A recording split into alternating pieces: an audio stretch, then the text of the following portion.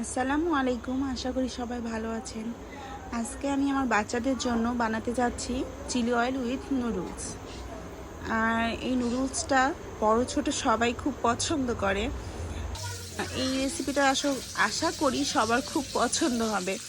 আর বিশ্বাস করবেন না, আমার বাচ্চাদের জন্য আমি যেদিন এইভাবে এই টেকনিকে নুডলসটা রান্না করেছি, সেদিন থেকে তারা এটা ফ্যান হয়ে গেছেন এবং খুবই পছন্দ করে। নুডলস মানেই তারা এভাবে রান্না করে দিতে হবে।